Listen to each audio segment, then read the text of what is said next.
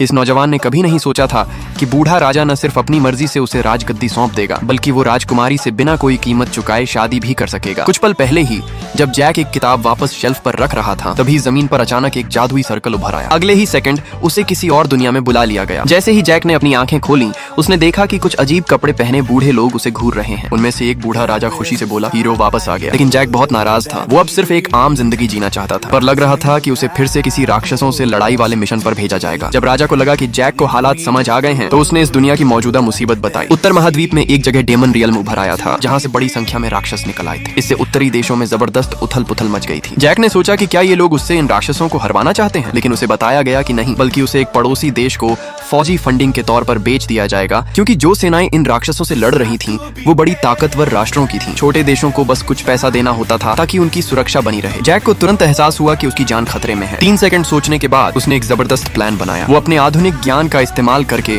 इस गरीब राज्य को बचाएगा ताकि उसे दूसरे देश को न बेचा जाए। उसने जरूरी जानकारियों को इकट्ठा करके अच्छे से एक रिपोर्ट बनाई। ये काम उसने लगातार 3 दिन और 3 रात तक किया। उसी समय बूढ़े राजा ने आधिकारिक रूप से सिंहासन छोड़ने की घोषणा कर दी। अब से जैक इस देश का नया राजा होगा, और साथ ही उसने ये भी कहा कि राजकुमारी लीसा जैक से शादी करेंगी। जैक इस अचानक आई खबर से पूरी तरह हैरान रह गया। वहीं दूसरी तरफ जब राजकुमारी, जो किसी अभियान पर बाहर थी, ने ये खबर सुनी, तो वो तुरंत महल लौटने के लिए दौड़ी। भागते हुए उसके मन में बस एक ही बात थी, हीरो जरूर कोई गैर जिम्मेदार इंसान होगा, उसे जाकर एक सबक सिखाना होगा।